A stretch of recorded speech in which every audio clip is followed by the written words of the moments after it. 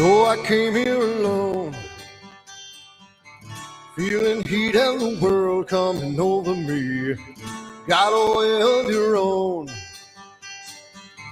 but I told you that life ain't a fantasy. Now I watch you every day, turn it up, it's just your way. Rocket fuel runs through your brain, like I told you on the train. That's the only thing she knows, the only thing she knows, the only thing she knows. That it's the only thing she knows. She knows. So it started to rain. Met a woman with eyes like a hurricane. Told her she was the one. And she looked at the moon, calling me and said, now I watch you every day. Turn it up, it's just your way. Rocket fuel runs through your brain, like I told you on the train.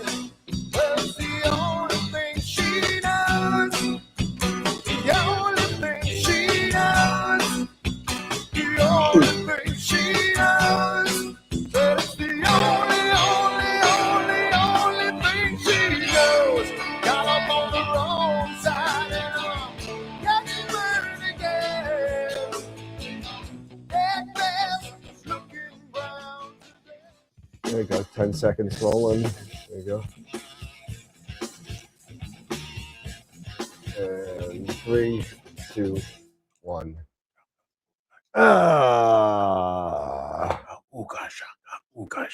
Oh God, please don't do that. Oh. What's up, people? What's going everybody? on? What's up? I'm still getting my stuff together here, so I apologize. I'm a little bit behind the 8 ball tonight, as usual. But you know, and I think we're good to go here. Who do we got? Oh, we got. I see some new names in the chat. Hold on a second. I see Astronaut Pam. Ooh. I think that's the Pam that I was talking to today. I just changed her name. Maybe. Okay. Who else we got? We got who else? I saw some other one new in the chat. Where was it? Okay. We got the Creole Canuck. Saw him. That's a contradiction. The Creole Canuck. So yeah, are you from New Orleans? Are you from Winnipeg? I don't know. Maybe his a Louisianan Ontarian. Louisiana, yeah, Louisianan Ontarian, you know. So in other words, you don't know whether you're coming or going. Yeah. Nola, hey, what's going on, everybody? Oh man, sorry about being late as usual. I do apologize about that, but we're back. Nolans. Yeah, Nolans. That's what is it? Is it Mardi Gras coming up soon? Isn't that coming around the corner? Yeah, February. Yes. Yeah, February, Fat Tuesday. It's a couple of weeks, right? It's just before Ash Wednesday. Yep. All right. Well, we got hopefully a decent show for you guys. We're gonna go back on our kind of our routine. Basics. Our routine. We're on to a routine. Fun routine. Yeah, we're and we'll see if it lasts more than 4 shows, but we're trying. So tonight we got a plan. We got a plan. Seriously, we got a plan. We're on a mission from God. Exactly. Oh, excuse me. I'm so sorry. It's been a long day. But today, from the title, you can tell we're going to be talking about telescope types. And we know there's a lot of different telescope types, from refractors that are Petzvals, which are not Petzvals. We got reflectors, Dobs, Schmitz, RCs, the whole thing. We got a whole bunch of stuff going on here. But we're going to talk about the basic 4, the ones that everyone uses for the most part, with the exception of, people that are spending a crap ton of money on things. We're going to be talking about the refractors, reflectors in the realm of Newts and Dobs. And we're going to talk about the Schmidt-Cassegrains. So Today we're going to talk about that. Hopefully, it helps out blur, clear out some of the blur lines that are out there. Thank you for everybody that's coming and hanging out with us again. We're coming close to our 500th episode at Astropalooza, coming up on February 28th. I'm still building the guest list. We already got one no. Unfortunately, Sarah can't make it because she is. Yeah, she's going to be away. So unfortunately, she's going to be away. So waiting on some other people to come on in and talk. But Masters of Pix Insight are in. I'm sure Wayne Parker and Sean Nielsen are going to be in. Who else? Somebody else. Wilfredo. Brother in cheese. Wilfredo's going to be coming on and doing something. And if anybody else wants to come on and do a presentation for Astropalooza, please let me know. Hit me up at awtelescopes@gmail.com, and we could do that. So that being said, we're going to be talking about the 10 different types of scopes. Anybody want to lead in, or because I know I'm trying to get somebody. Actually, Wilfredo is going to be doing a little bit of solar. Maybe they could tag team him and Simon. Who knows? We will try. Who knows? But who knows? Yeah, we'll see what happens. But who knows? But real quick, I haven't seen the entire video yet. But I believe it was Simon, our not our lazy astronomer, but our, the one who makes the mistake so you don't have to. Right? Simon, I believe he's from Woodland Hills. That's Simon Tang. Simon Tang. Oh, Simon Tang. Yeah. Yeah. Okay. So yeah, I got him right. Okay. So Simon, the stupid astronomer, put out. Yeah, the stupid astronomer. Thank you, the stupid astronomer. Yeah. I couldn't remember his moniker, but yeah, the stupid astronomer. He put out a really cool video for anyone getting into or really interested into planetary imaging. He spent some time with Christopher Go, who is like a super aficionado when it comes to planetary. I mean, he is super smart, and also sharing how he does planetary. Some of the things he was, he didn't go into super huge, super deep detail, but sharing information on like perhaps when he was using a monochrome camera, using a one-shot color camera, dealing with the atmosphere and seeing and exposure lengths, as far as when you're doing high-speed video or planetary, giving recommendations like him using his C14, and he was sharing how his exposure length that he uses, which is about 30 seconds. Versus like if you're using a C11, you can go a little bit longer, maybe 45 seconds, and with a C8 and a 9 1/4, you can maybe go about a minute. As well as showing he also has an Asato 2-inch that he was using to show how it helps with his auto focusing of the planetary and everything. It was pretty cool. I haven't gone through the entire video. When did it come out? Because I didn't even get a thing for it. It came out through Woodland Hills. It came out either earlier this week or late last week. Oh, that's why I don't follow Woodland Hills. Yeah. So that's probably why. I thought it would came out on Simon's, but guess not. Right. Eric, that's bull crap. What are you talking about, Mitchell? What's bull crap? I don't know. It was just a really cool video. He's saying Christopher Go uses AI. Oh God. What? Whatever. Christopher Go's been doing planetary before we even started talking about AI. Yeah, that is true. But whatever. And in all fairness, at this point, I think we all use AI to some extent. We all use AI. I use AI at work all the time. Except Mitch. Mitch doesn't use AI because he has like a 20-inch knob on an EQ mount to do planetary. There you go. Maniac. So it's all good. Yeah, but no. I thought that was pretty cool. So anybody who can come across that video, maybe I'll find it now. The 30, 45 seconds, I don't know. This is just what he was saying. You know, with the C-14, he was taking 30-second. He was shooting at 30 seconds. And A planetary is really? C-11. For planetary, he was doing 30 seconds. Okay. He was at, I don't know. That's what he said. I don't know. I don't do planetary, but you know what? I've never heard of anybody doing 30, 45-second exposures for planetary, but not saying, I don't know. I always, the videos were like 30-second clips or 45-second clips, because he's using high That's speed lucky videos. imaging. So, so we're doing lucky 30-second exactly. videos, not 30-second images. Yes, right? 30-second. No, not 30-second images, but 30-second video. I think clips. that's the way it kind of came out. Clips. Yeah. So. High-speed clips. Gotcha. Yeah, the high-speed clips.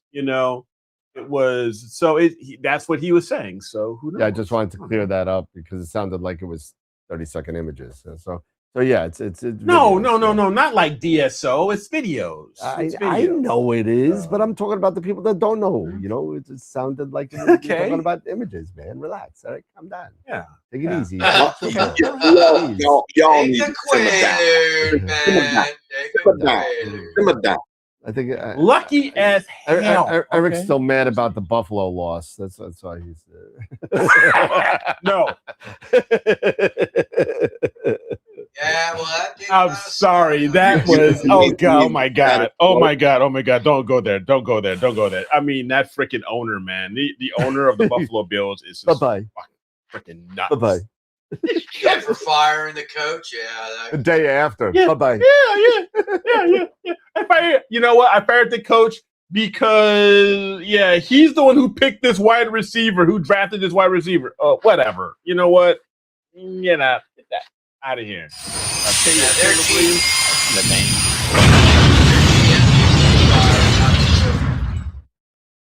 Yeah, well, it's too late. He already got fired. So yeah, so the coach gets fired, but the GM, the GM got promoted. Yeah, that's BS. That guy. Yeah. So congrats to Indiana, man. I was really rooting for Indiana. So good deal. So anyway, let's talk about scopes. Getting back, let's talk about scopes. Let's talk about OTAs. Who wants to start? So I'm already talking, so I may as well just keep yapping. You may as well just go with it. I may as well, because I'm just yapping. You know what I'm gonna do next time? I'm gonna get my 4-sided die from my D&D package, and I'm gonna roll it. And we're gonna say you're gonna roll it. We'll do in whichever number. We'll do 1, 2, 3, 4, and then whoever gets and I'll roll it. Oh God, there you go. All right. So go with it, Eric. Eric's got the refractors. So I've got the refractors. The what we call basically you're almost plug and play type OTA or optical tube assembly. You're almost practically plug and play. You go. So refractors are probably your most common telescope design because they've been around forever. You had from Galileo all the way up to now, and you've got different types of refractors that we'll talk a little bit about. But why do we want to use a refractor? For one, like I said, very common that these are your easy setup, plug and play types of instruments. They're very low maintenance, so you don't have to worry about collimation. They're very stable. Guiding is a lot easier as far as the forgiveness. You can install an autofocuser on them. Much easier. Some of them are kind of are set up so you can install like electronic autofocuser quite easily, especially the like your focus cubes, your EAFs, and so on. So they're easy to set up that way. And when you're building up a telescope or an actual photography rig, I personally would say these are probably your most common let's get started with something type of setup. All right.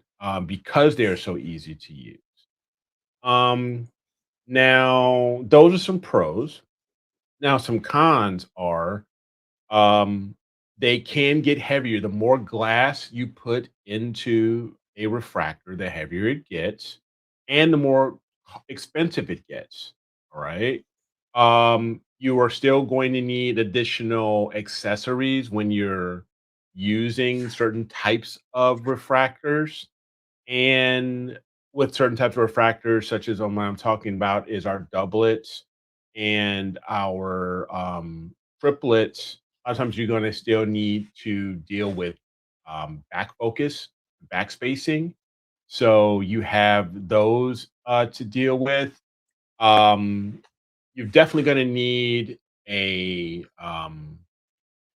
not just only a dew shield that usually comes with them, but also a dew heater strap because they get foggy and get condensation on them really quickly.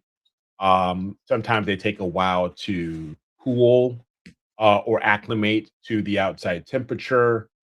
Um, and you also want to take into consideration the types of sensors or camera sensors that you're connecting to your refractors, because there are certain elements such as sagging, weighing it down with your with a heavier type of a camera, or you can also have tilt issues, which are quite common with refractors that you have to deal with, and that can show up kind of quickly with an image, especially around the corners, which we'll talk about that.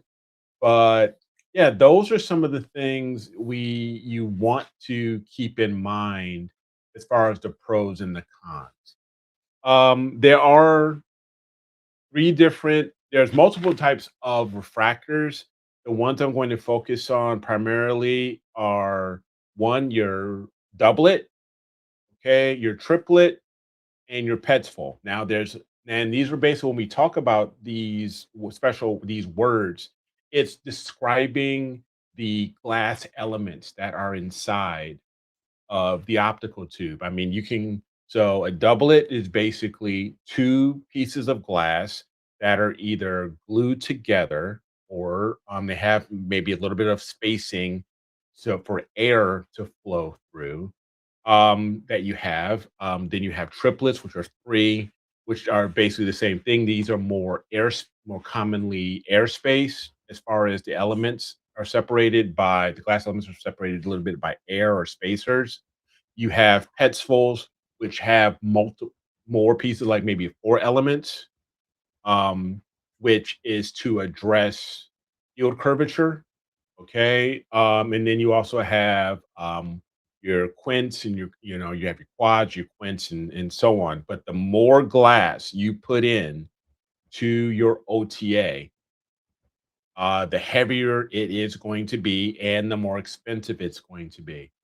Now, you're also with the more current refractors, you also have to keep in mind that you're using a usually two different types of brands of glass. You're either using FPL 53 or 55. Those are the two more common versions of glass that you will see or that you will want to look for in your refractors. They will give you and anybody know why you would want to go with either why they have just the 53s and the 55s, the FPLs, 53s and 55s, why those are the more common ones? You guys know? Well, FPL is it's the coatings, right? I believe it is the coatings. Yeah, It's the type of it's the coatings. amount of coating. So FPL 53, they make a 55 now. I thought there was like a Yeah, 53 there's a and 55. a 55. Okay, There's a 55. it's just Yeah. the amount of coatings, and they're anti-reflective. So the higher the number, I would guess, the higher quality of coating you're going to get. So Okay. I'm Cool. reading here now, and I did not know this, so I'm just reading this. So the FPL 55 is actually a harder type of glass, which makes it less prone to thermal expansion and easier to manufacture and easier to polish. So that's Okay. another thing that they were talking about here. Interesting. The performance Okay. in the 55 is better than the 53. It's less likely to have chromatic aberration because it's a harder glass and it's durable and easy to configure. So, Okay. but then you also have FCD as Yeah, well. the FCD is like the low Yes. below Oh the yeah, FPL. FCD. FCD like 100, Okay. like the Explore Scientific. Okay. Yeah, they tout the FCD So 100s. Yeah. okay. So now if we're thinking about how light passes through a refractor, okay. With a doublet, we think about the light and the light path and the light spectrum, okay? Because when you have a prism and you put it out and you angle it just right, you can see multiple colors. You know, the colors of the rainbow. If you put a prism up to some light or to the sun and you face it downwards, you can see multiple colors. So what we want to do is when that light passes, we want to get the truest image as possible in the path that comes through for a doublet. You have it when it hits that first element, you get what's called the refraction, because that's why they call it a refractor. The light hits that first element, it begins to refract. Okay, because it is bending, because light is bending at different angles and it starts to separate. And then that second element starts to bring those colors or bend those colors back together again. Now, with a doublet, you have probably more common are your achrochromatic doublets, which you'll end up getting more two colors like your red and is it red and blue? Yeah, red and blue. So you get red and blue that come in at that focus point, and then you start getting halos because Actually, that blues green color Yeah, it's blue's a usually little. the It's red and the green correct. focus in closer, and the is it blue is red and usually green? the Yeah, that's why you outlier get the blue halos. halos because it's the outlier. Okay. Yep. Just the outlier. Okay, Yep. cool. Thanks. No Because problem. you also end up getting a purple, because you also get like is it There's a the violet. purple, like a It's a purple violet. halo? Yeah. Like a violet halo? Yeah. Okay. So you have that. And but with doublets, that's how it's bending. If you refract the light, then it bends the light back, and you end up getting more of the red and the green, and the blue kind of drops off, but then you get these purple halos. Um, and you have to do a lot of correction to get that purple fringing out. You can get like maybe a filter, a purple fringing, or a fringe eater type or fringe killer type filter, or you can do things in post in post to correct that. But when you're dealing with a doublet, that's the thing that tends to happen, is because you end up getting fringing. Now, If you're using a un- one-shot color camera, yes, exactly. If you're using a one-shot color camera, thank you. because if So you're with using a a mono camera and using red, green, and monochrome, blue filters, you can, it doesn't matter. by putting it through a blue filter, you can point that thing directly on the camera. Each color, you'll be able to point directly where you want it. Exactly. So thanks. So thanks, Dave. So yeah, so this is when it comes in when you're using a one-shot color camera, which for most people getting started nowadays, you'll probably want to start using. You may want to get started using a one-shot color camera. Now, so you have that with a doublet. Now, doublets are actually also slower as far as their focus, as far as their F ratio. Usually, a lot of doublets, your doublets you'll see nowadays are probably F7 or slower, F8, F9, so on. And you would probably think of using a doublet, maybe even instead of using it for imaging, maybe for visual.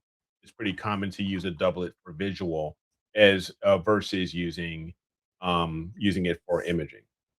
So there's your doublet. Then you have your triplet. Your triplet adds a third glass element that's kind of put in between. You've got the doublet, which has two, okay, one on one side and the other. You'll have now you're going to add another piece of glass right there in between, right? And now this will do, and the reason when you do this, now that light as it comes in, it's going to have more control over how that light bends, and you're going to now be able to get those three wavelengths of red, green, and blue more into focus and hitting that focus point, which is really good for astrophotography. The and triplets, of course, are also slightly faster. You can get from F7 and faster, F6, 5, and so on. And these are the ones that you may want to think about initially, maybe your first telescope. At least that was where it was for me, is that I had a triplet. I had a GT71 William Optics. The one thing about the triplet is, and same thing with the doublet, is you are going to deal with what we call field curvature. All right. And this will show up, especially around the edges of your image, if you don't use what's called a field flattener.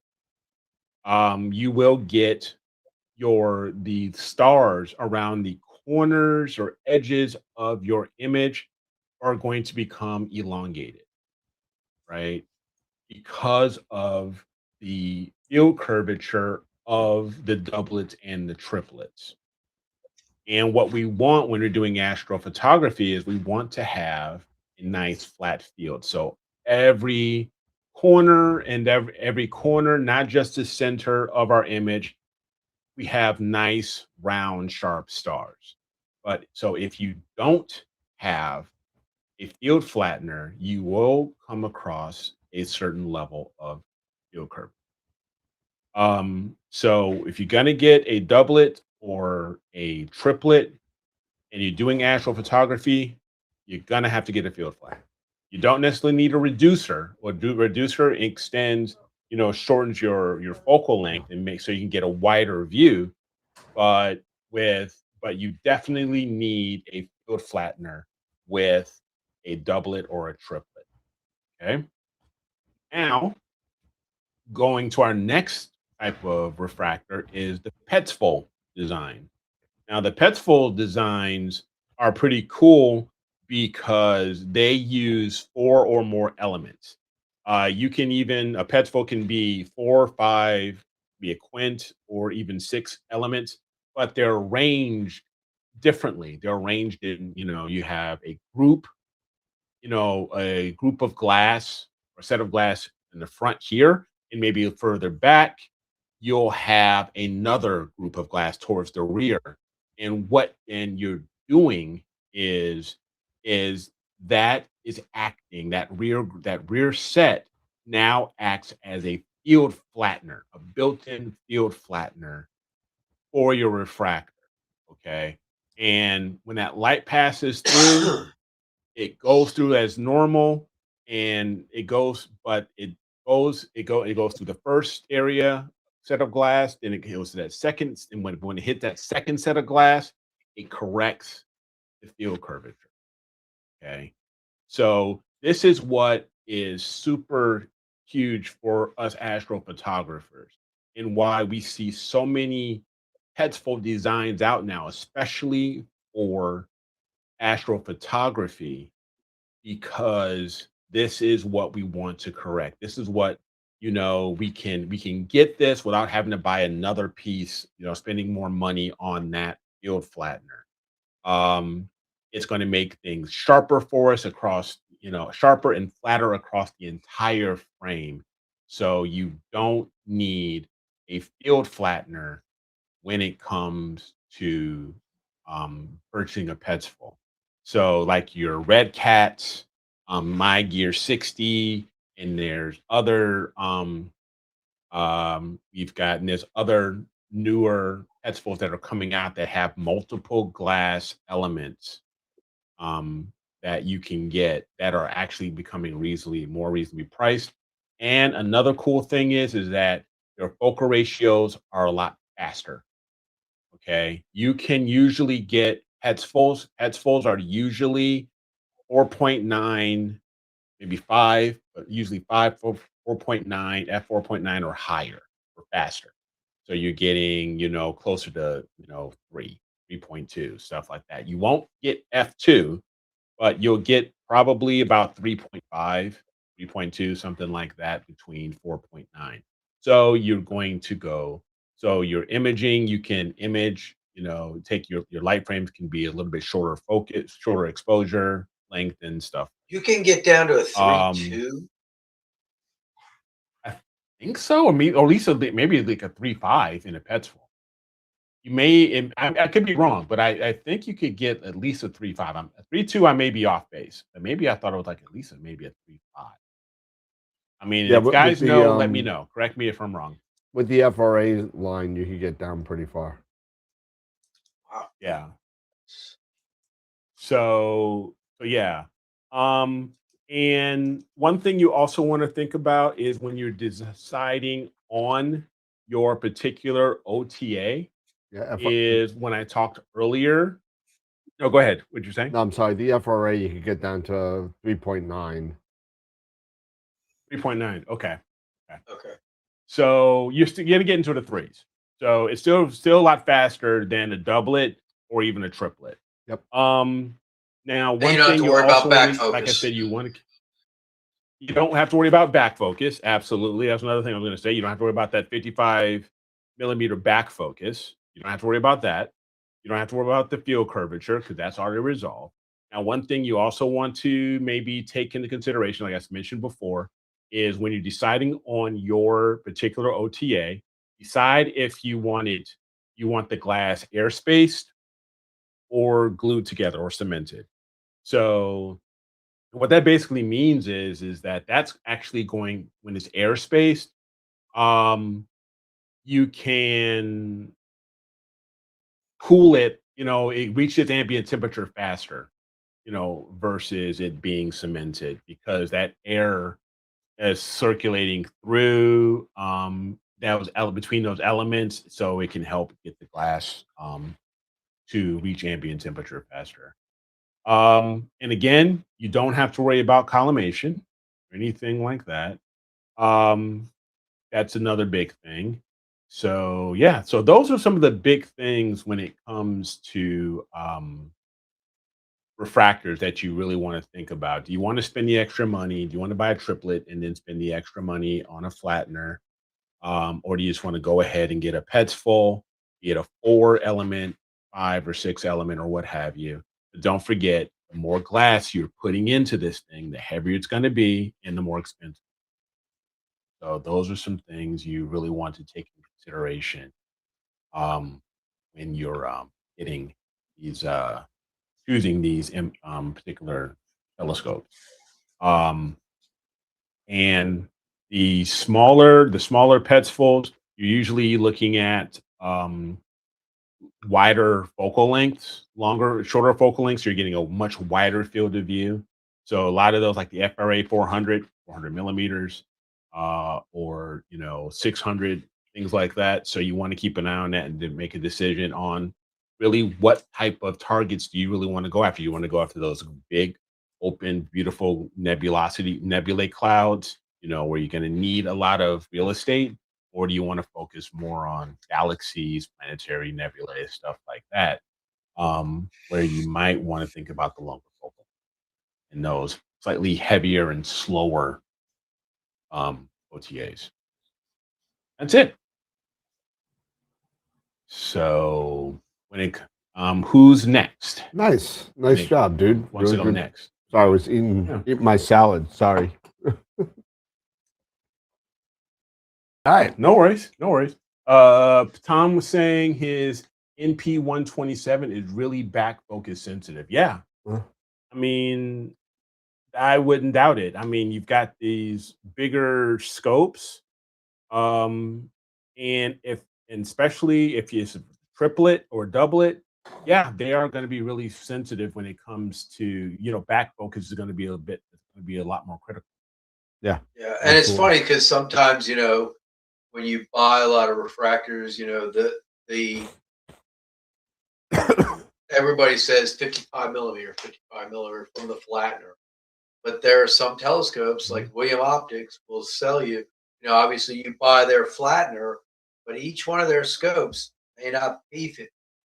They may tell you need to add, 1.5 millimeters, 2 millimeters. That's why a lot of their flatteners are adjustable. So you get that Yes. 55, and then you got to take a photo and maybe back it off a little bit more to get within specs that you wanted. Because 55 is the starting point with refractors. From there, you may have to go a little bit more. Some refractors, depending on how that glass is bent and bends that light wave, it might be a little more. Yeah, Just have to play with the it. best. Now, point one to thing that I go like about the is- William Optics, the one thing I was saying I like about the William Optics, and what drew me to them when I initially started getting into astrophotography was it made it kind of easy, especially when I was getting my, I had when I had my GT71 and I bought the reducer flattener, the field flattener, having that adjustable flattener. It even said in the specs or in the How much website, extra? This is your recommended how much extra, how do you adjust it? the adjustable. William Optics is adjustable good in about graphics. letting you know that. Yeah, but even so, yeah. even so, you definitely want to, number one. There's so many. I mean, there are even, and I won't mention who, but there's definitely a flattener out there that literally has 55 millimeter etched on the side of the flattener, and it's more like 62. So Yes. So do yourself a favor. Go to whatever flattener you have. Go to the manufacturer's website. Double check the back spacing on it, because you know what? To everybody's point, there is no cure all end all to backspacing. It all depends on the shape of your stars and what pattern those stars are making, whether you're too far or too close. So And just the size chip you're using. yeah. Size chip, Yeah. your image train, everything comes into play. So just do yourself a favor, just to get the number. Get the number, go to your manufacturer's website and start from there. Right. And ideally, get yourself, if you're going to get a flattener, get one that has some adjustment. Someone has what? So much easier. Has what? Has adjustment. That's some adjustable. sort of adjustment. Oh yeah. It's adjustable. It makes it so much easier. I would recommend that. And if you don't have one, you could get the back focus adjuster from Ascar that gives you plus or minus 2 millimeters on it. So I haven't seen that. I'd like to see there's that. an M54 and M58 backspace adjuster, and it takes none of your backspacing, and you get plus 2 or minus 2, a total of 4 millimeters of movement. So that's nice. So like That's the nice. TS Optics one that you sold me with the 127. Yep. That flattener is phenomenal, because I love it. The nice thing about that one is when you are adjusting it, it doesn't rotate the camera. Nope. You can literally turn it and it just slides it in and out without rotating it. It doesn't change the elements at all. It's great. Awesome. Awesome. Yeah. So all right. So Eric, nice job with the refractors. Who's next? Yes, sir. We got Schmitz, Dobs, and Newts. I'll go next. I don't care. I'll talk about Newts. All right, go for it. So, as many of you know, I'm a Newtonian owner. I own the Carbon Star 150. I, kind of shied away from them because of the maintenance factor on them. But since I've had mine, I swear by them. The big pros are the speed. light gathering ability. Newtonians are fairly lightweight. You can, I mean, mine's a 6-inch, but you can get 8, 10, 12-inch Newtonians that are light buckets compared to what you're going to get in focal length from a refractor. As far as the weight factor, they're going to be so much lighter for what you're gathering and the amount of focal length you get. Mainly because they're just using a primary mirror in the back of it and a secondary mirror to reflect that thing up in through the focuser, and they're fast. Mine's f4 with the 0.9 reducer. It's f3.9. So light gathering and everything. It's super fast. It works really well. If you like star spikes, you're going to get them because it's got the spider veins on the front to hold that secondary in place. The downside is you have to worry about maintenance, collimation. Some Newtonians are notorious for being terrible with this. Fortunately, with the Carbon Star, they've made a good piece of equipment where it keeps collimation very, very well.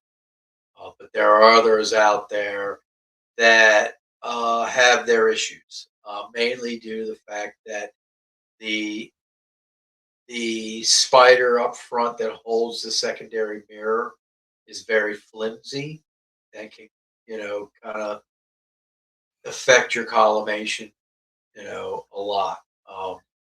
There are kits out there you can get if you really want to get into it and update and upgrade your equipment if you have something like that.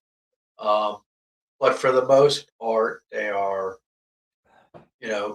can be a headache for a lot of people. And for me, it was like, oh my God, I don't want to buy a telescope that I have to collimate all the time. Well, that being said, I don't, because I don't move my scope around a lot, it doesn't require a lot of collimation. If I do have to bring it in and move it around and stuff like that, I always check it. If I do have to recollimate it, it's a very small little tweak here or there. You have to have extra equipment, so you have to have you know some kind of collimation tools. I have a variety, and I kind of use all three of them. I have a laser collimator. I have the concentric circle. It's kind of like a what do they call it? Cheshire eyepiece. Yep, Cheshire eyepiece. Yep. Yep. So it's kind of like that, and it has concentric circles that you can look through, and it works really well. And then a star test. That's the ultimate, factor. Get it out under the clear skies. You find a big bright star. You point to it, defocus it until you can see your donut in the middle, and you just make tweaks here and there. Ideally, with your tools, whether it be a laser IP or laser collimator or your Cheshire collimator, when you go to do the star test, you don't have to. But I've never found that. You typically maybe have to tweak it a little bit. There are tons and tons of excellent videos out there on YouTube on how to collimate them. And if you just have the patience to do it, it's not that hard. And the more you do it, the easier it becomes. Where maybe the first time it takes you 45 minutes, or the next time takes you half an hour. I've got it down to where by the time I get the thing out there under the stars, it takes me 5 minutes, and it's set. You also have great tools like the OCal, which is I haven't got one, but I've heard great things about it. I'm tempted to get one, maybe one of these days. I haven't really found a need. I feel like I get my collimation pretty good. So, but they're also very, very good. And a lot of times that's ones that you can, you know, do it all under the light of day, and then, when your night comes, you do a visual check. Everything's pretty good. But I've enjoyed owning my Newtonian.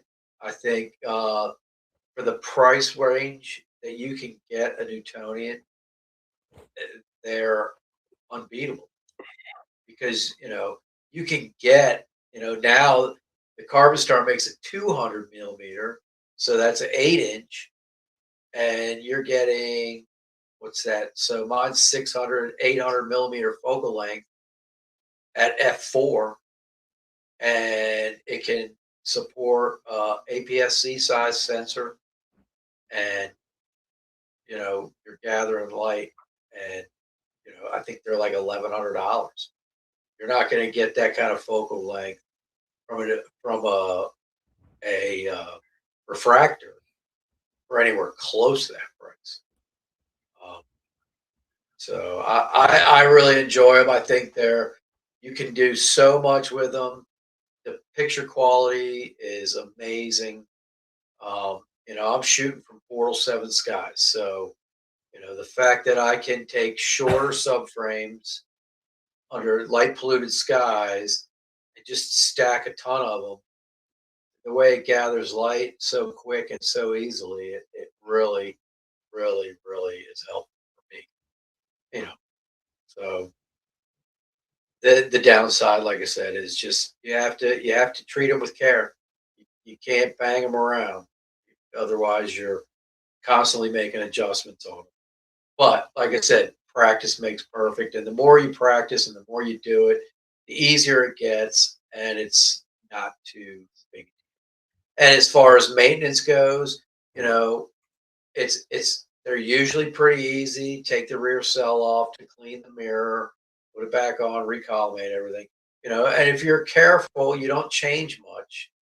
You leave everything pretty much where you left it and just clean off the mirror, put it back together the same way.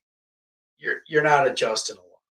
Yeah. With a good quality piece of equipment. You can get you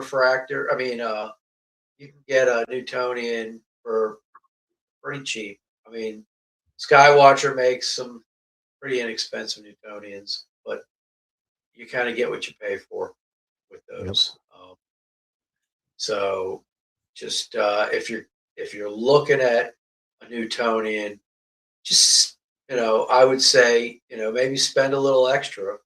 You're still going to spend a lot less than you would for a refractor that's going to give you similar or close to the same focal length, but you're going to get a great piece of equipment, and you'll never have an issue. I've never had an issue. I love it. I'm actually looking to get the 8 inch, but I don't know if I'm waiting for the 12 inch. Hey, Dave, there was a question there. Have you Yeah. cleaned your mirror yet? Your primary mirror yet? Since you've had it, I have not. I have not. The last time I looked in there and looked at it, it looks like I should. So how long have you had the scope for? A little over a year. Yeah. So rule of thumb, like I guess like a ballpark thing on how often do you think you should clean your primary mirror in a Newt?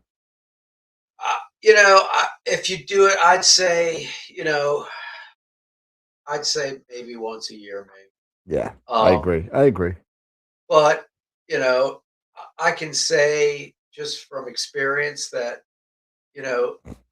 those little tiny bits of dust and pollen you see on that mirror, you'd be surprised how little it really affects you.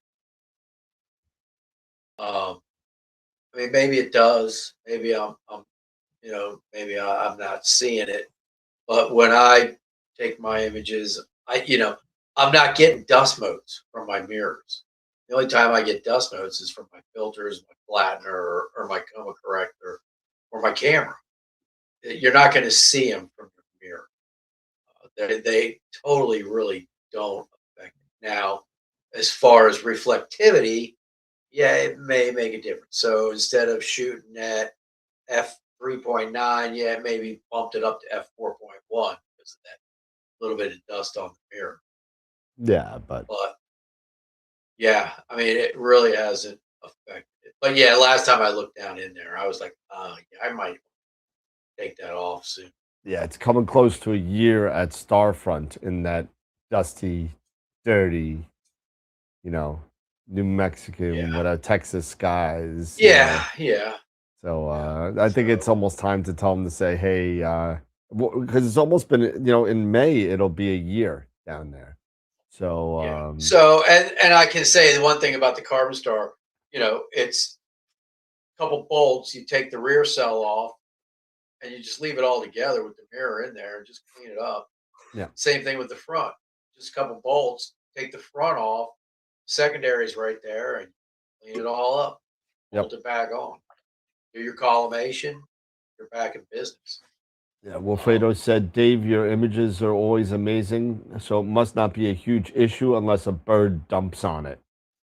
Well, yeah, and it would have to be pointed at the apex, at the zenith. So, hey, look, it's a black hole. Yeah, and in the middle of the night, it's not like our birds are flying around in the middle of the night. Now I might get some fat shit on it. Yeah, you might do that. You might do that. Some guano. Some guano. Guano. Nice. So, but this time of year, when it's 15 degrees outside at night, I don't have to worry about it. I imaged last night, and I think my camera cooler was running at 5%. To keep it at -10. Yep.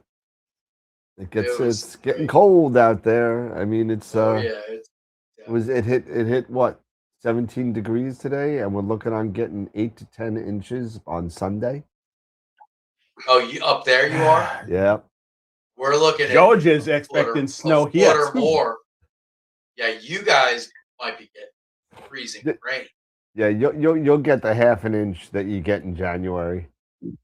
No, I'm not getting any snow. None. You no guys snow for me. there might be getting that freezing rain. Yeah, and then they're going to shut the whole city down. Yep. Oh, you're going to shut the whole city down because you're going to lose electric. Yeah, all the wires are going to freeze up. But that's what we got to deal with. Horrible. So, but like I said, anybody out there, if you're really thinking, I kind of like Tonians, they are awesome. Like I said, they're lightweight. The hassle of collimation goes away after you've done it a few times in practice. It's easier. And the quality of the image, unbelievable. Yep. I can't wait to finish the first one. I haven't had a chance to. I did your lagoon the other day. I downloaded that. Yeah. Oh, okay. Came out nice. Good. So the flats and the darks and everything were good still? I just took your master. It was just your master. Oh, you didn't take any of the calibration things? You just stacked them and went? No, you had the masters. Oh, I had the calibrated masters up there. That's why you had the calibrated masters. I did that. Yep. Awesome. All right. So that is the Newtonian. Anybody want to add anything on to the Newt conversation? No, you said you don't have an OCal, right? I do not. I've thought about getting one, but I've gotten pretty good with the stuff I got. So it's like, why spend $300 on an OCal? Exactly. If it ain't broke, if your method ain't broke, why fix it? Exactly. I'll tell you, the only reason I would get an OCal is because I still have that RC. Yep. And now, I wouldn't mind putting that up. And hence because that's got some notice reach. We're not talking about RCs in this conversation. That's right? 16.25 millimeter focal length, which for Galaxy season, nice to have. What about Wabbit season? Wabbit season. I use 12 gauge. Might be a little hard on the rabbit. You don't want to. Well, 20 gauge might be better. That's okay. especially if you're using the wad buck. The killing of animals is not, but all right. So moving on to the Schmitz. Got Sherlock Holmes over here. So tell me, Watson. Don't be hating on my Costello. Okay, be hating on my Costello. Oh, are you in the house or outside of the house? Oh God, no! I don't smoke inside. I was gonna say. I said HF's gonna get on your ass about that one. Nah. That's why I have a lanai. There you go. Among there you go. Other reasons. Close the door and open up the screen. Yeah. Beautiful. No, the whole lanai is one big screen. So. Oh, there's no closure. No, I've got a cage. Oh, I've got a cage. Yeah. Yeah. Awesome. All right. So Scotty, you are the man with the Schmidt. So let's talk about the Schmidt Cassegrain now, as far as astrophotography with the big gun, the 14. Yeah. Well, Schmitz and Newts are similar in their approach. That the biggest difference is the Schmidt is, completely enclosed. So you don't have to worry so much about bat guano on your primary. On the secondary, on the other hand, fortunately, I have yet to have a bird bullseye my main front element. It hasn't happened. Give it time. Give it time. You do have to clean that front element. It does get dirty, and but it's not hard to keep clean. The big thing with the Schmitz is that you're dealing with a tremendous amount of reach, just like the Newts. A Schmidt has the ability to reach in a long way. Even some of the smaller Schmitz, the 6 and 8 inch Schmitz, still are 1,500 millimeter, or better, and at native lengths. And so you're going to be able to reach in and grab galaxies a lot easier with a system like that.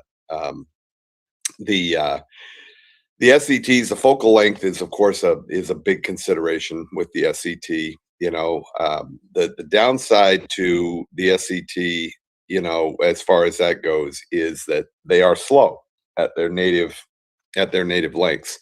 At 3910, which is what my C14 is, it shoots at f11. So what you're having to do basically is increase your exposure times. And so what would normally take 30 seconds at f3, you're looking at a 3 minute or 4 minute or a 5 minute exposure at f11. And there, if you go on to the Celestron site, and they've got a great article there. As a matter of fact, you know what? I think can I share a screen? Wait a minute. First of all, do I have it pulled up? Yeah, no, you cannot. You cannot share a screen. I can't.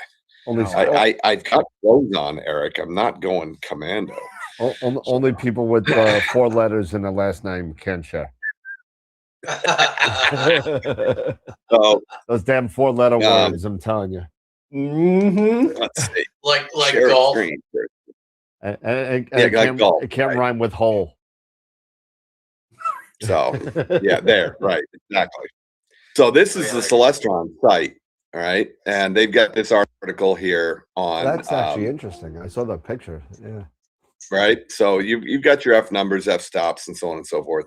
This is just a rudimentary understanding, right? So F4, you're wide open. Excuse me, F1.4, you're wide open. F8, you're tight down.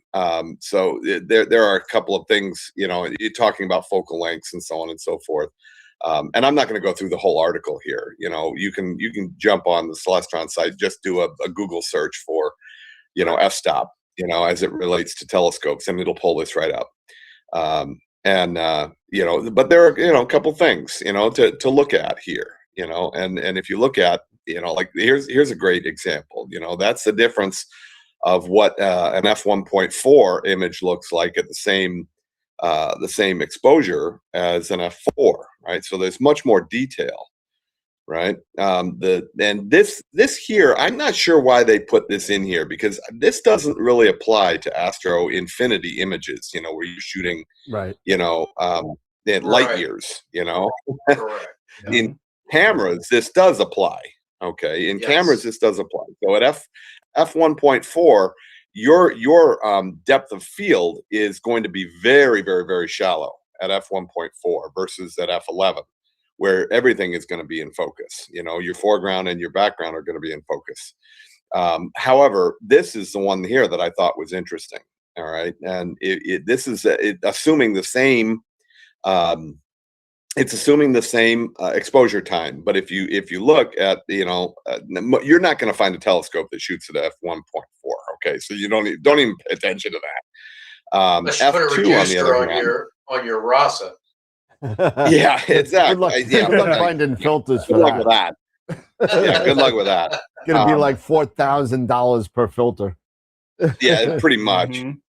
You know, so, you know, f2, you know, if let's say that this is a for lack of a better, you know, guess, I'm going to say this is, say, a 1 second exposure. Okay, that's just a guess, but you see how much more light you're pulling in versus at f16.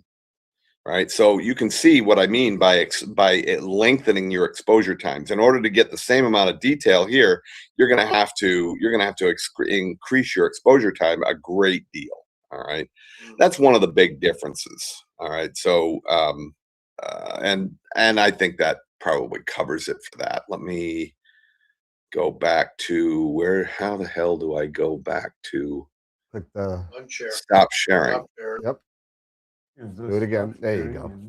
There we go. There you go. Okay. Good. So, you know, the versatility, you know, with these with an SCT, it does have an advantage over a Newtonian. A Newtonian, you can't put something like a you know, a hyperstar on a Newtonian. You know, even though the newts, you know, can get, you know, way down in focal, you know, in f-stop, they can go way down. They're so it makes up fast like that. they're natively fast, exactly. You know, where you can take with like the SCT, and I have the ability to shoot at a much longer focal length natively, but then I can also put a reducer on there to gain speed. So I can put a 0.7 reducer on the back of the scope and go from f11 down to f7. Now that may not sound like a lot, but believe me when I tell you, that is a lot. Yeah. The thing that you're giving up, though, is you're giving up a little bit of resolution. You're giving up, you know, exposure. All right. So, but then the other thing is that you can take with an SCT, you have that front element, you know, which where your secondary mirror is, and you can pull that secondary mirror out and put a something like a hyperstar, which is just basically another, you know, multiple set of lenses that allow you to put a camera up front. Certain scopes. On certain. Yeah, well, and I'm saying just basically the edge. All right, the Celestron edge. I think that anybody that is looking at a serious, you know, SCT, you know, is going to be looking at something like an edge or something like a talk, you know, or and I'm sure that there are other ones that are of similar ilk, you know, maybe the plane wave, even the old black tube Celestrons. Yeah, exactly. Yeah, the XLTs. The thing with the thing with the older SCTs is that they don't have the built-in flatteners. So you're sacrificing there, and you have to make accommodations, for a field flattener. Now, and I don't know if a field flattener is as important, with using something like a hyperstar in there. It may be, but I don't have any experience with that, so I can't speak to it intelligently. The big thing with the SCT is that you can do stuff like planetary. It is also, it can be used visually, and it provides, an absolutely stunning view, visually for a lot of objects up there. Absolutely stunning view. You know, for visual optics. Now, the downside with visual optics is that there's no way in hell that your human eye is going to be able to gather the kind of data that a camera is going to gather, you know, on multiple, you know, 100, 150, 200, you know, images stacked together. You're never going to get the kind of resolution detail, you know, visually that way. But there are advantages to visual observation with a big SCT. The very first time you look at a planet visually, you know, it is impressive, you know, especially with a big SCT. Or you look at the moon. Well, with the 14, you don't look at the moon, you look at parts of it. You know, so, you know, but it's kind of cool to look at parts of the moon, especially if you're up on the Terminator, you know, and you're looking at the edge of the moon, you know, a crescent moon or something. It can be very impressive doing that. So let's see what else is here. Yeah, it's great it's got versatility. It is a nice compact tube, and that basically is because it bounces the light 3 times, you know, to the back of the scope, bounces it twice to the front of the scope. All right, so the light comes in through the main, you know, objective lens, the main front element. It bounces off of the mirror.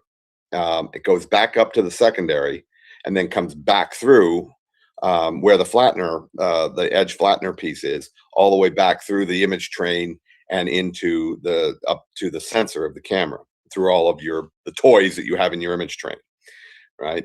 So that the focal length on a scope like that is whatever it is times 3. Basically, that's a basic way of looking at it. There's a little more involved than that, but it's basically bouncing the light 3 times. Now with the Hyperstar, it's bouncing it twice, and that's what is giving you the increase in speed, because it's only bouncing the light twice, coming back up to the sensor of the camera, and it takes it from f7 with the reducer down to f1.9. So you know, you can take a rig like that, and it will, you know, allow you to shoot a much wider field. Yes, you're not going to be, you know, shooting at 1,000 millimeter, but yeah, I'm close. I'm 720 millimeter but shooting it at f2. You do that with a lot that's up there. There's a lot of stuff in the sky that you can get at 720 millimeter. A lot. Oh, yeah. Enough to keep you busy for a lifetime. So the advantages of having the ability to shoot a long way, you know, deep into the sky, little tiny planetary nebula, you know, little tiny galaxies, you know, at 29, let's see, my f7 is 2737 at f7. All right. And 3910 native. That's great for shooting little tiny distant faraway objects. But then within a matter of maybe 20 minutes, I can pull the secondary mirror, screw that Hyperstar on, and I'm shooting, you know, within maybe give or take, you know, maybe 30, 35 minutes to get it fully set up, barring any collimation issues. You know, I can be ready to go at f2, you know, for that night. So I could switch it in and out if I wanted to. You know, so some people that's a little more technical than they want to get into. But if you're a, you know, a tech nut, you know, and you don't mind, you know, the fiddle work, you know, it comes along with stuff like that.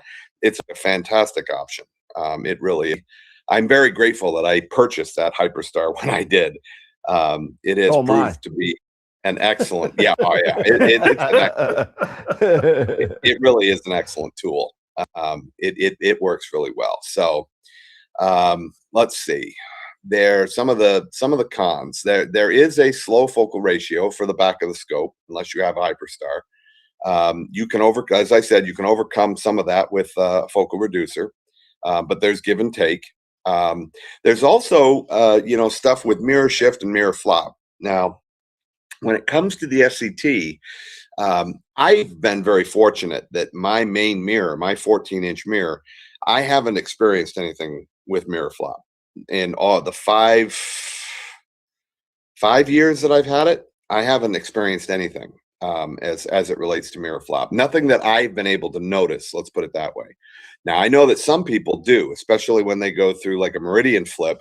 They'll experience aberration that is, it basically is ascribed to mirror flop, where the main mirror shifts just a little bit, right? For whatever reason, mine doesn't, and I guess knock wood. I'm fortunate in that, but there is the issue with the secondary mirror and collimating the secondary mirror. And typically when I move, unless I'm very, very careful, which I usually am, removing that secondary mirror and replacing it with the Hyperstar, and then vice versa, going back and forth, it's a good idea just to make doubly sure that everything is square, and collimated correctly. And I did a video on Astro Playground talking about this, how to set up a camera with like your smartphone on a tripod and laying your scope flat down and zeroing in on it. You can check out the video. It's not terribly difficult to collimate that. There are 3 little adjustment screws, on that main mirror that you can make micro adjustments to and check where you're at. You can also use other tools. There are Howie Glader, laser collimators and all kinds of stuff that you can use if you want to.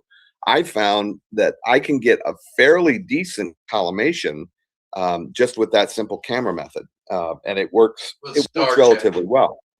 Yeah, exactly. And that's exactly right. And then I go up on you focus in on Sirius, right? And you just defocus on Sirius, and you check the little dot. There's a little black dot that represents that secondary mirror, and you can see where it is in relation to the outer edge of the star. And you just make your fine adjustments until you get it close to center, and then bring it back into focus, and you're good to go. And then you can fiddle around with camera tilt. At that point, once you get your telescope collimated, you can fiddle around with camera tilt and get your tilt going. Once you get that collimated and the camera tilt locked on, man, baby, let me tell you, you're gonna have nice round stars. You're gonna be very happy. So the couple of other things that there is, if you're bringing your telescope, especially a big SCT, a 9 1/4, an 11, 14, whatever, a 16, in and out. Now, I don't know any idiot that would be bringing a 16 in and out every night, but that you're going to be dealing with, ambient temperature.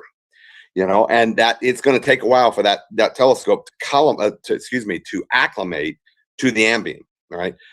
So it's better if you can. I live in an area where I can just leave the telescope out all the time, unless I get a hurricane, and then it's up on its wheels and it's in the garage, right?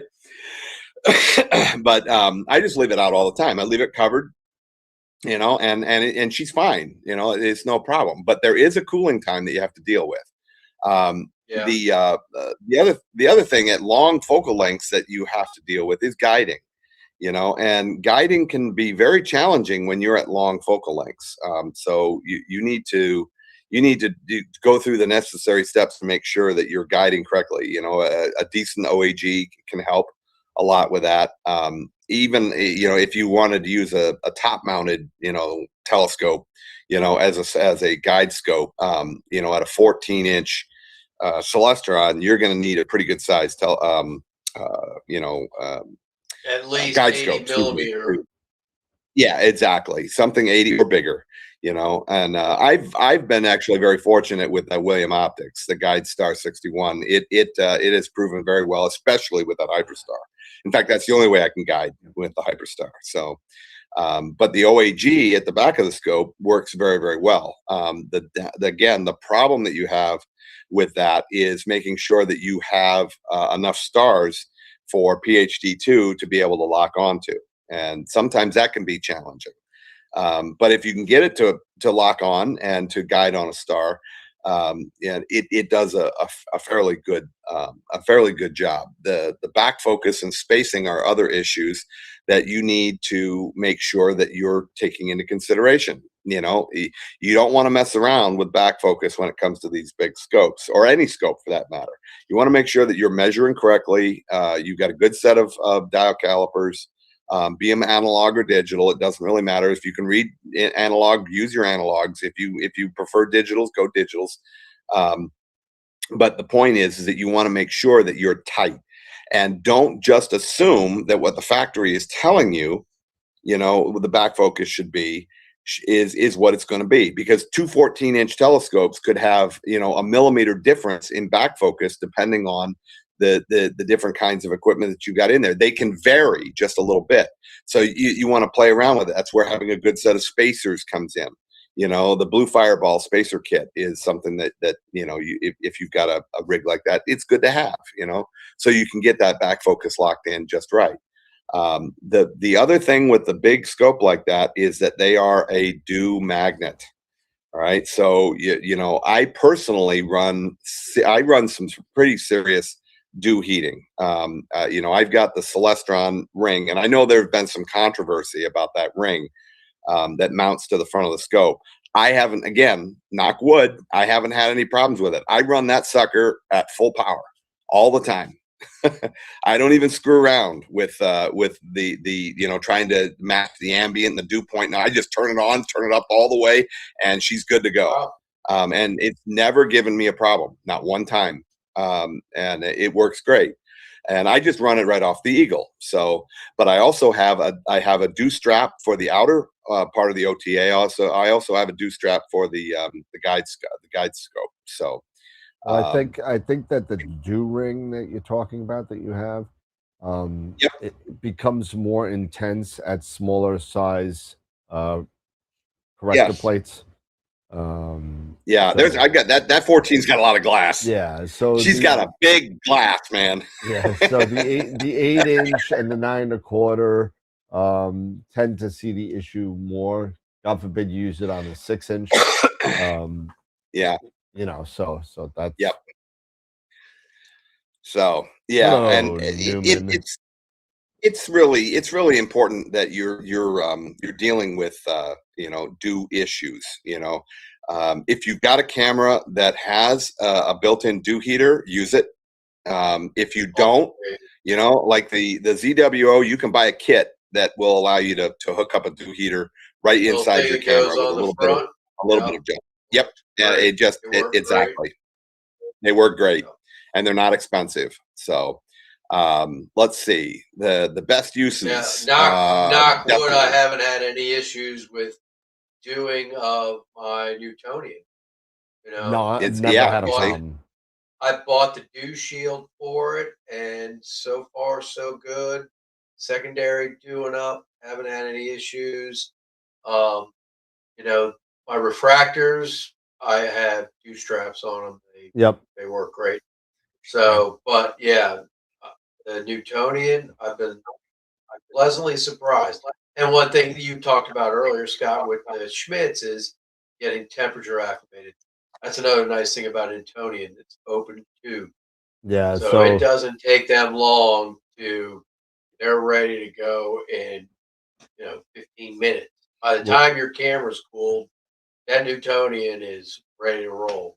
And Wilfredo just said that the new scope from Ocal, the H2, has built-in dew control in the scope. Yeah, I saw that. Yeah, I saw it in his video. Pretty slick. And I have but one I'm left. curious how much he actually needs to use it. I'm curious how much he needs in Georgia. Oh, you would think. You would think, but down here in Florida, what do you need dew protection for? Trust me. No, Florida. The humidity down here is humidity. I'm in Northern Virginia. We get Georgia. We get that hot, humid stuff all the time here in Northern Virginia. Yeah, but Georgia's the only Georgia and the Southeast is the only part of the country that I know that at nighttime the humidity goes up like crazy. Like at 8 o'clock, 9 o'clock, 10 o'clock at night, all of a sudden you're like, oh, it's nice out, and all of a sudden your whole body is soaked wet. Yeah, I get it. Yep. So best uses, right?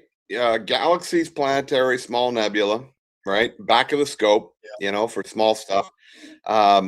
It's also best for It's great for visual, right? It's best for people that are imaging from stable locations, right? Backyard observatories, semi-permanent. I went kind of crazy, and I wanted to prove that I could make a C14, a mobile rig, and I think I did it with the help of some great people, not the least of which was our fearless leader, and the guys here in the group, but also our buddy Pete. Pete Myers helped me a great deal in getting things squared away. And there's a whole story behind a lot of that stuff that's really it's kind of fun. We don't have time now to get into it, but there's a whole story behind that the building of that rig that is it's a lot of fun. Save that for an Astro Playground short. Yeah, there you go. So it's also important where imaging resolution matters more than easy wins. All right, that's it. You're talking about image resolution on a scope like that. It's insane. So there's a little bit more fiddle work involved, but the reward for it is definitely worth it. So when you already have a good mount understanding and mount fundamentals, and a big SCT is something that you can you should consider. It's just a great rig to have. So let's see the less dramatic. Okay, use a reducer correctly. Okay, in an edge. The reducer, I personally don't see a lot of difference between the native and the 0.7. There is difference, but for that extra amount of speed going from F11 to F7, I'll take that. And if I need it to run at native, it's easy enough to pull that reducer off. It literally unscrews in 30 seconds, and I can just screw the image train right back in place onto the main rear cell, and we're good to go. So let's see. That's some things to consider, like the off-axis guider. Huh? Nice thing about the Edge also is that the locking primary. Yep. You can lock if you have a rear cell Primary, focuser. yes. and get The rear- your cell Yep. focuser, and then you got yourself a serious astrophotography rig at Yep, great that's right. focal length. So you want to consider things like an off-axis guider, right? You want to consider, an automated focuser, smart auto that has something that deals with smart autofocus routines. You got to have something like that. Don't make the mistake if you get a big scope. Don't make the mistake that I did and use the little focus cubes. Trust me, you will drive Yeah. yourself nuts trying to get that to work. Don't even worry about it. All right, go with a Moonlight. Go with a Starlight Instruments. Get a rear cell focuser. Don't scrimp on the focusing, because you will literally drive yourself crazy trying to get one of those little box focusers to work. Let's see. So yeah, and you also have to to consider the targets that you're shooting. Because you look at something like Andromeda at native 3910, all you're going to see is the core. That's all you're going to see. You're not going to see the rest of the galaxy. You're just not. I mean, even shooting at 720, I did a 3-panel mosaic of Andromeda just to get the proper frame up for the galaxy. So at 3910, it's just you got to be. The point is, you got to make sure that you're choosing your targets to match your focal length, right? SCTs, they have a deep bench as it relates to reward, but it takes patience. It takes patience. You don't want to shortcut stuff with a big scope like that. You want to make sure that you do your research, you know what you're doing, and understand that the learning curve with it, once you get it down, the routine, it's like, oh, this isn't that bad, So I would consider an SCT, if you're looking for something that has great range, great reach, and he's very versatile. So SCTs are a great choice. And you don't have to get it 14 like Scott has. Even the 8s No. are pretty good as far as reach as well. So, Yep. I mean, even an 8. As a matter of fact, I saw Dave. I saw on Facebook just as we were setting up tonight. Panvera. I think that's how I'm pronouncing her name, right? Pran. Yeah. She has a new dual setup with 2 Celestial 8s. 2 8s. Saw it today. Yep. Side by side. So that's one of the advantages, because you can run a dual like that. In order to run a dual 14, you'd need a monster mount. You'd need a crazy mount. You would need like some kryptonite dovetails to freaking put that. You need something. Like, can you imagine what that would look like? Oh my God. No, I can't. Yeah, you'd have the Department of Homeland Security showing it up at your front door. Kind of like that influencer that shows up at NEAF every year. Yeah. Oh, awesome. So, all right, cool. So, any questions about the SCTs?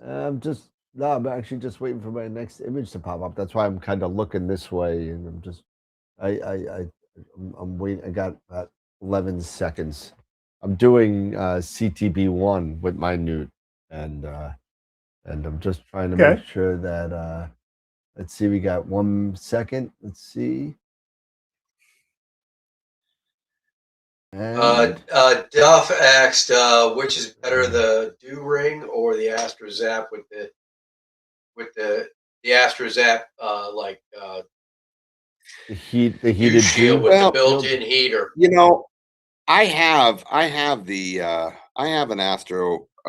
AstroZap Dew Shield with the built-in heater, but it's just no, it doesn't have the built-in heater. I have a real good Dew heater. An AstroZap that has a built-in heater as well.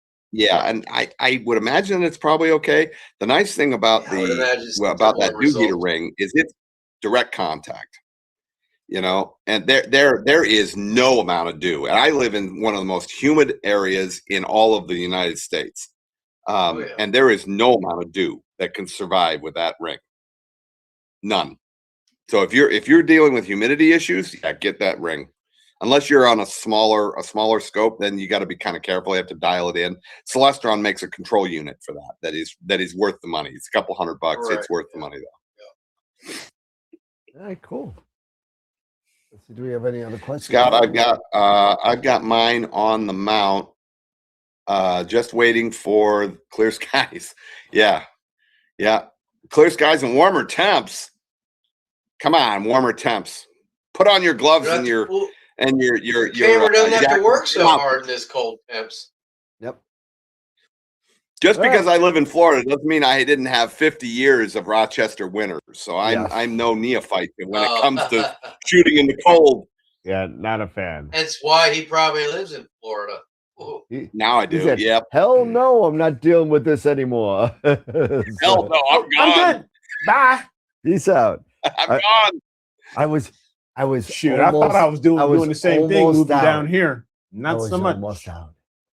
And that's it. Dragged me back in. Same thing here. Same thing, man. Hey, please, you wait. No, it's not the same thing. You went from Chicago to Georgia. I went from Nassau County to Suffolk County. There's no comparison. No. But you did live down here in Georgia for a while. So. I did for 2 years, and I turned into be a closet alcoholic and left. so wow. Okay. Tom makes a good point. He says that my hands get too cold to turn the collimation screws. One of the things that I highly recommend with those collimation screws, the Bob's knobs are okay. I tried them. I wasn't really much of a fan. They kind of got in the way and this and that. I went back to the other screws.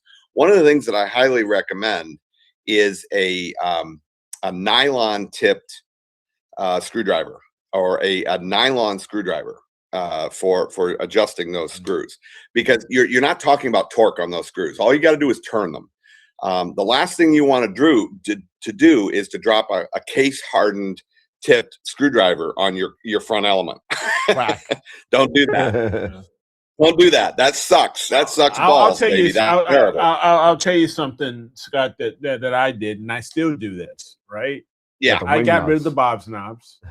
I got stainless steel wing nuts, because you can go on Celestron's website and they'll tell you the exact length that you need for your respective OTA, C8, C9 quarter, 11, 14, what have you.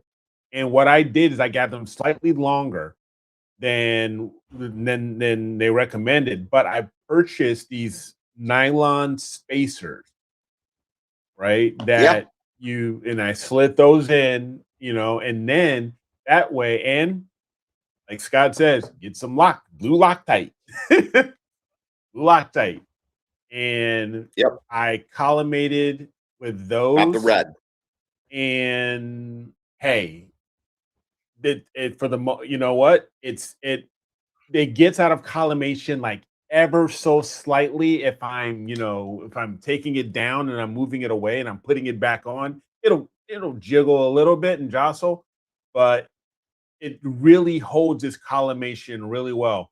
Another one I've done is the hex screws, the stainless steel hex screws, where you use an Allen key, Allen keys here, and doing the same thing. So that you get it in there and it's in there. And so you're tightening or loosening or what have you without the risk, in my opinion, without the risk of using a screwdriver, which can end up hitting your corrector plate. But seriously, take a look. I went on Amazon, found some stainless steel wing nuts, and got some nylon spacers, and it works great. They really. The one thing that I would suggest. Eric, someone say you are a wing nut. I know. The one thing that I would suggest with that, because even an Allen wrench is still hardened steel. All right, they make the stuff. They make the stuff that you can buy at Lowe's or at Home Depot. Right, it's just a plastic dip. Right, and it's what they use to like dip the end of your wrenches, your handle, your wrenches into. Your wrenches in. Yeah, I know what you're talking about. Yep. Right, just dip the end of that immerse it all the way down, just so that you've got maybe 3 or 4 millimeters of drive, right, and the rest of it is coated in that plastic dip. So God forbid you drop that thing, on your corrector plate, it's only going to be hitting rubber. It'll be rubber, right? Yeah. But seriously, whatever you do, you got to take a look at those.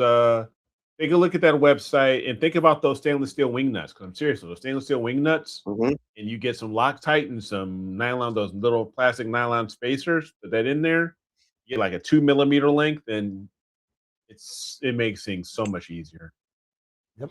And you only need a dot. Yeah. Us Newtonian guys, we have to do our collimation with scope dead straight across, because if you don't, if you drop a wrench, it's going to go all the way down. It's going to go all the way down and into.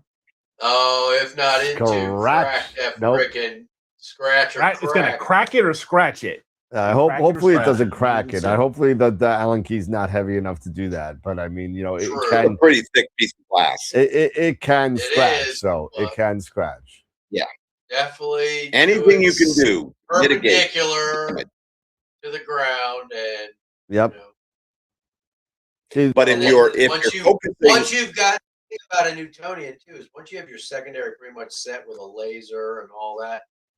Once you do a star test, you're not adjusting the second. Right. If you're doing your star test, you're not shooting flat. You're up at an angle. So anything you can do to mitigate damage to your optics. Right, but once you get out in the field and you're doing a star test, you're not touching your primary. You've got that already down, and then you're just adjusting from the back of the scope. You're adjusting the primary, not the secondary. You're just tilting the primary to line up the way you want it. Yeah, I can't do that with a flush gun. Nope. I can't do that with the Nope. edge. I got to go Hey, from the primary to Tom, secondary. if you're interested, this is what they are. They're M3. You just get to check your right size for your respective OTAs. Yeah, but, Tom's got an 8. I think he's um, got an 8. So yeah. should be right. Should be the same. So an 8, yeah, and you get the 12 millimeters, and I think that's all. Then you add a little spacer, like a 2 millimeter spacer, because I think it's 10 millimeter length the other as thing far that you as can the do, screw. But yeah, this is what I ended up getting. Just FYI. the other thing you can do with those bolts, especially the wing nut part, to reduce any possibility of light bouncing off of them, is just to spray paint them flat black. Oh yeah. Yeah, spray paint them. Spray paint them. Yeah, you can spray paint them definitely. Or you Yep. buy that paint that yeah. I bought that's so flat. It's Yeah, like the super Japanese black.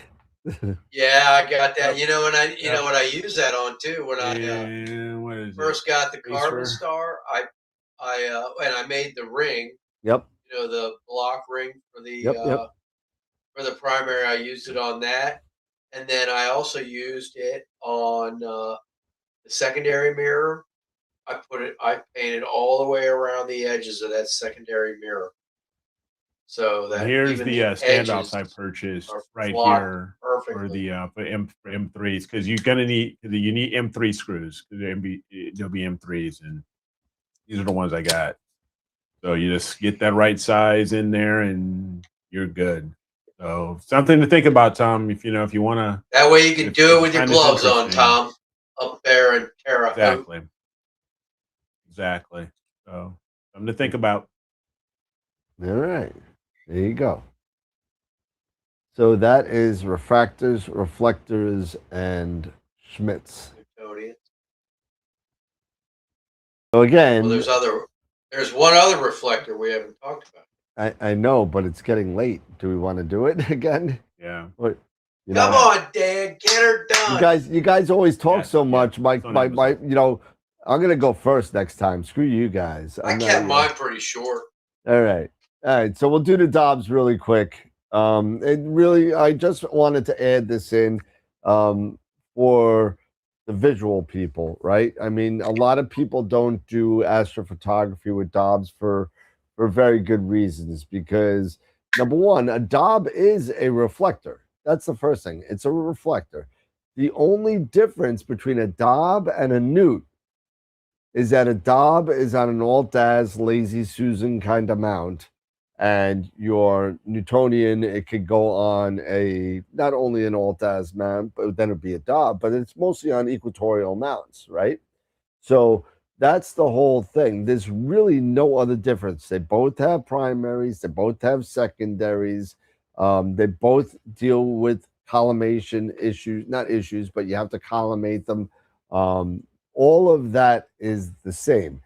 But for visual, just like astrophotography, there is no bigger bang for the buck for visual or astrophotography in a reflector. And if you're doing visual, absolutely, I point everybody to a Dob first, because that's they're big, they're crazy, and some of them. I mean, if you take a look at the Star Sense setup for beginners, the Star Sense where you put your phone in and you kind of, it shows you where everything you want to look at is. You do that with a 60 millimeter refractor, you're not going to see diddly squat. Right. You do it with an 8, 10, or 12-inch Dob. Oh my God. It's a huge light bucket. And again, for visual, it's great. There are some people out there that do astrophotography with Dobsonians via a tracking platform where they put the Dobsonian on it and it's tilted to your latitude. And it's good for about 45 or so minutes, 45 minutes to an hour. And they do a really good job. I think it was Johnston tracking platforms, if they even still make them. There was a couple other ones out there. But you can also do stuff in Alt-Az mode by getting stuff like a servocat, or some sort of tracking circles where, digital setting circles where you kind of could have motors put onto the planetary. Dob. You Yeah. can do planetary. Do That's what planetary stuff. that's what I did. I mean, if you're a Mitchell Duke kind of guy who's out there, I'm sure he was out there. Unbelievable astrophotographer, does great imaging from planets, imaging of planets with his Dob on an EQ mount. It's amazing. If you ever seen the picture of it, he's shown it a couple times. It's pretty amazing on what he can accomplish with that.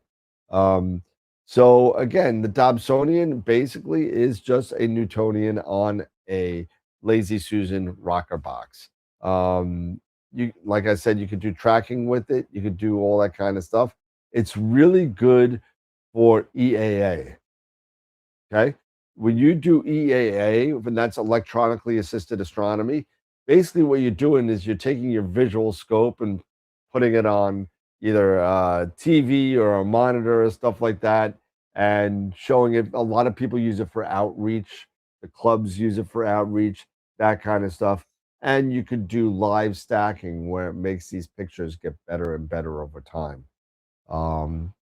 For planetary and lunar, really, really great way to do it. You could definitely do it with the imaging, with the astrophotography, with the Dobsonian. It's really, really good. I've got taken some pictures of Saturn, Jupiter, and the Moon with my 18-inch 18-inch on a servocat, and it was, for me, it's great. I've only done it once just to see if I could do it. I'll never do it again because it's a nightmare to set up. But it was a lot of fun doing it.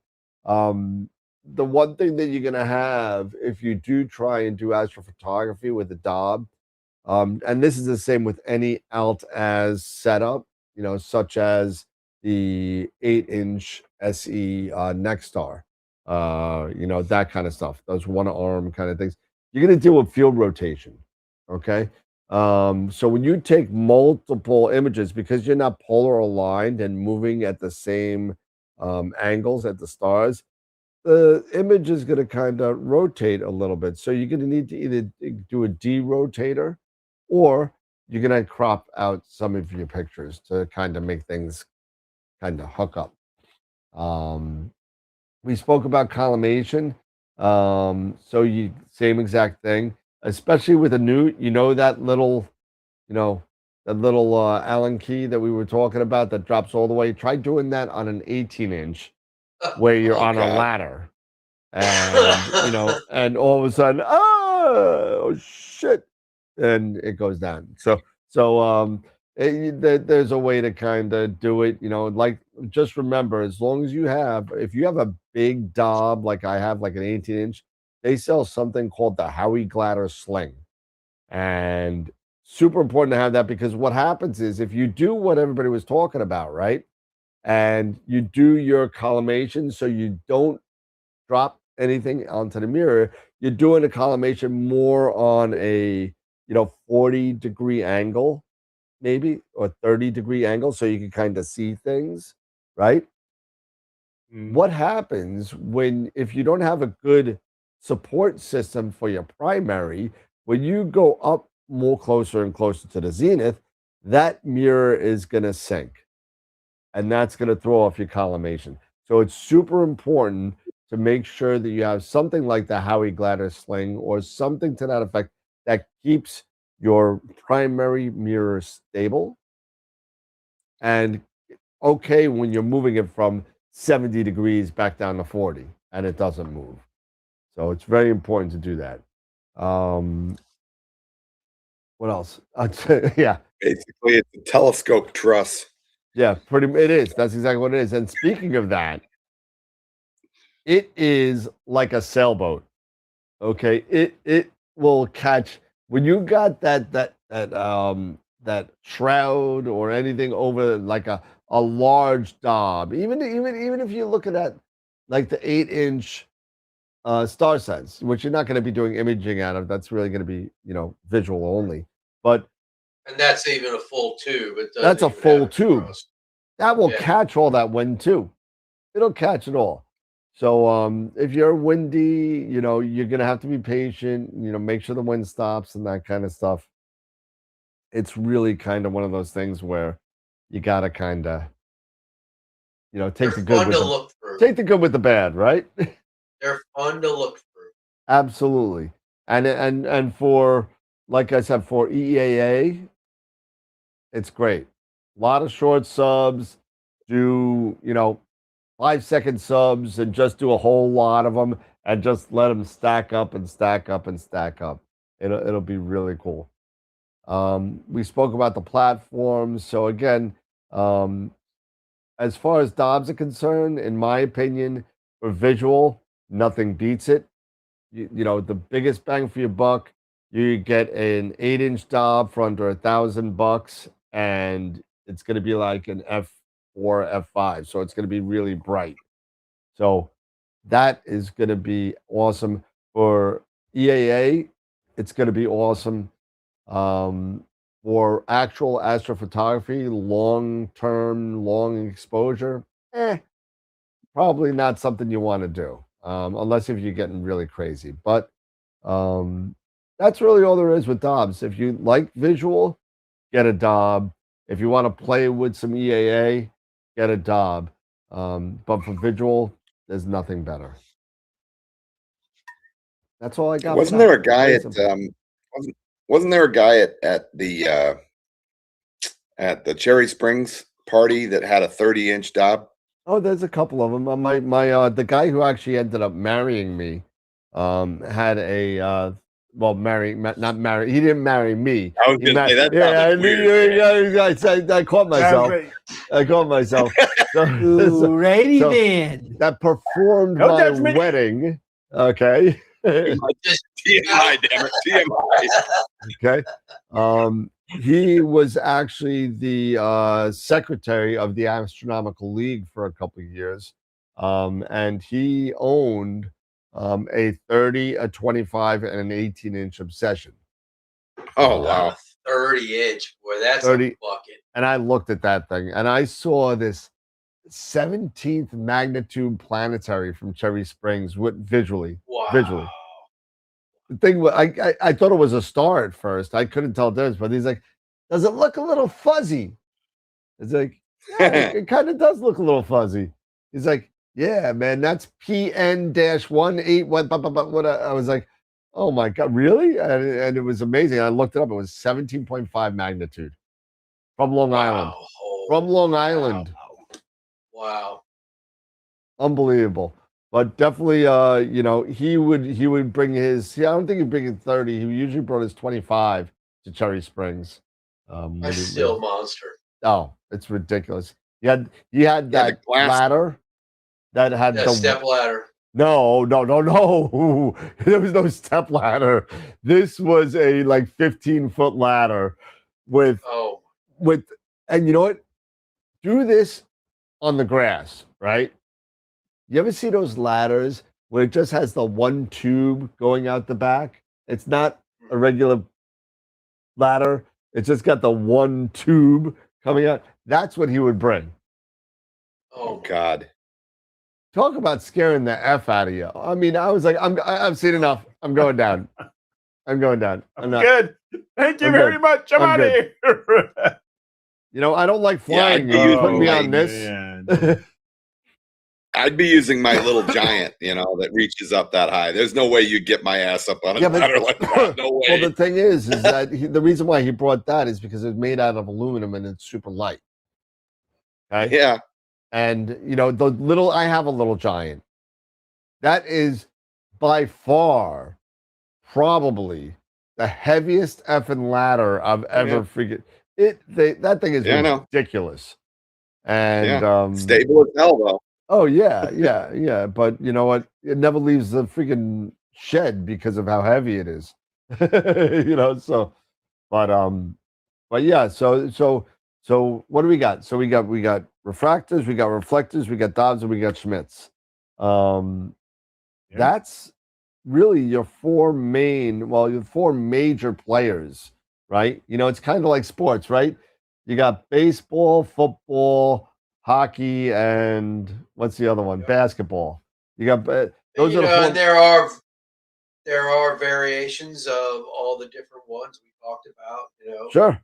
RCs and Yeah. stuff like that, which are kind of a combination of RCs, Dow Kirkham, Dahl Kirkham, stuff like that, which are kind of a combination. OGKs. CDKs, Yeah, ODKs, so- CDKs. Yeah. Don't forget straight camera lenses. Which are just another way to which say is a kind of refractor, Yeah. basically. So Yeah, basically refractor. a real expensive refractor, but I mean for the size, because especially when there is, I don't think that, and correct me if I'm wrong, Scott, because you're really the camera photographer. I doubt that you are going to find a refractor that's as well corrected as the same cousin of a camera lens. No way. No way. No way. My the one unicorn lens that I have, which is a Nikon f 2.8, you know, prime 300 millimeter. It's got 11 elements in it. Yeah, exactly. And it weighs like a brick, you know. Yeah, I mean it's heavy. I use a monopod with it because I don't want to handhold that some bitch. Hell no. But it as far as optics, oh god, Yeah, it's crazy good. All right, but it's $6,000. Yeah, exactly. Yeah, you know, that's like my astrophysics scope. You know, Yeah, but it's only got 3 elements as opposed to 11. Yeah, but it's a great birding lens. Let me tell you that much. Oh, I'm sure. Yeah, or peeping Tom. But anyway, we're going. All right, so that's the 4, but there are others. We're not going to kind of go into them. This Friday we have our Zoom meeting. I think, if I remember right. Yes, we do. And then we kind of did a brainstorming session on Wednesday. So the week after that, we're going to talk a little bit about cameras, planetary cameras, guide cameras, regular cameras, and some specs. And then the following Friday, what the plan is, we'll be doing pairing those cameras to certain scopes. We'll be talking a little bit about under and over sampling, some field of view activities, and also using the right tool for the right job, right? So we talk about that a lot. So once you get everything together, what are you actually going to be using it for? So that's the next 3 shows. Believe it or not, we have a plan, and we are, and Dan and I are in the works of trying to find guests. We found a guest. Yep. Well, I found 2. Actually, we got another one last night. I didn't mention it, but Steve Malia from Starfield called me up and wants to come back on, not to sell anything, not to talk about any products, but just to hang out and shoot the shit with some Astro buddies. There you go. So, and I talked to very cool. I talked to Stephen Miller, and he's interested in coming back on. You guys might know him from Entering into Space. Sure.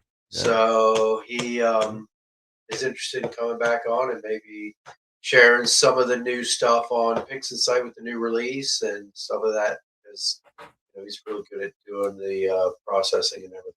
And just so we know, Astropalooza 4 is shaping up. So right now the guest list includes Masters of Pix Insight without Warren. He's going to be away, so it'll be Pete and Ron. Wilfredo is going to be doing something. Steve Malley is coming on, and Dwarf Lab is coming on. So they just cool. They just emailed me a couple of minutes ago. It's funny. So I told you guys saw the email I sent out for the invite, right? Did you guys see it? Yeah. Yeah, and it said all the stuff that went on about Eric moving, then me moving, and all the stuff that's going on. So I get the message from Dwarf Lab, right? And wait till you hear what they said. Was it Sue? There was nobody signed it. So okay. Hold on, let me see if I get Palooza. I want to get it right. Here we go. Hey, Dan, thanks for your email. We're sorry to hear about Eric's departure and wish him all the best in his new role. Congratulations. I'm not moving on. I just moved. They They thought must we have fired gotten my you. email. Yeah. Oh, that's funny. That's funny. Anyway, let's really quick, 10:05. It's that time, so let's do some final thoughts, and we'll wrap it up because I need another one of my new favorites, Weihen Stefana. Oh. This segment is brought by Weihen Stefana, a lager from Bavaria. There you go. Final thoughts. My final thought: I'm sleepy. I'm ready to go to sleep. I'm good. All right, Dave, you're up. I'm good. Check out my picture on Discord. I put up the HA that I added to my M78. Looks pretty cool. I do say so myself. You guys judge, but it was kind of cool getting that put in there. It makes it a little more stand out. Stands out really well. So check that out. Other than that, we'll see you guys everybody Friday. Big Zoom. Oh yeah. And I'd also like to see us do a little bit on the new Pixon site. Not patch, but their new iteration and their subframe selector and all that. I'd love to talk a little bit about that in future shows. Yep. But also for anybody that is down here in Florida or anybody that wants to make the drive, we are 16 days away from the Artemis 2 launch. Oh yeah, that's right. 16 days. Yep. 16 days away. And let me tell you something. That is going to be historic. It's the first time human beings have been back to the moon, orbiting the moon in 50 plus years. So if you're down here, 16 days away, February 6th at the Kennedy Space Center, you do not want to miss that launch. That is going to be epic. I'm thinking about, my wife and I are thinking about making the drive over there. And if I do, I'm going to see about doing a live stream of the show. Do it, man. And I'm not sure if I can get the Dwarf 3 to the Dwarf 2, the Dwarf 2 to track, on the Artemis as it takes off. I'm hoping that I can do that. But if you're in the Florida area and you're going to go, send us an email and maybe we can meet up. Cool. That would be cool. That'd be very cool. Unfortunately, I'll definitely be watching that live. Just so you got anybody that knows, the Artemis is it's about the same size as the Saturn V was, but it's twice as powerful. How long is it going to take them to get to the moon? That's the thing, is that the Saturn V traveled at 17,400 miles an hour. The Artemis travels at 25,000 miles an hour. Oh man, it is a 50 massive... years. We only go 8,000 miles an hour more. Come on, yeah, we could do better than that. Going to use less fuel though, because of those solid rocket boosters they've got, which those things are 20-25% larger than the ones that push the space shuttle up. So that the raw power and sound that's going to come from that rocket will literally rock your world. Yep. No pun intended. And if you do a live stream, if you'll have to when it's launching and doing all that, you have to play Countdown by Rush. Absolutely. After what? Countdown by Rush. Oh my God! Yeah. In the background. Nice. That'd be freaking awesome. Yeah, absolutely. All right, cool. All right, everybody. It's 10:10. Yeah, time to get the hell out of here. I have no final thoughts. That's it. I'm ready for my second beer, and I got to go watch the Islanders beat the Kraken because they just started. Yeah, I got to go watch the Caps beat the Vancouver Canucks. Yeah, we're both on the West Coast, so we got to go. Yeah. Eric's got to go sleep, and Scott's got to go toke his thingy there. Friday. All you cigar smokers and pipe smokers, bring your pipes and cigars. I don't have a lanai, so I can't bring my cigar. So. All right, Nice. It's too folks. cold outside. Have See you a guys. great rest of your night. Have a great rest of your week. We will see you guys on Friday for our regular twice a month Zoom. So looking forward to seeing everybody. But until then, keep imaging, keep educating, clear skies, and we will see you guys on Friday. Take care.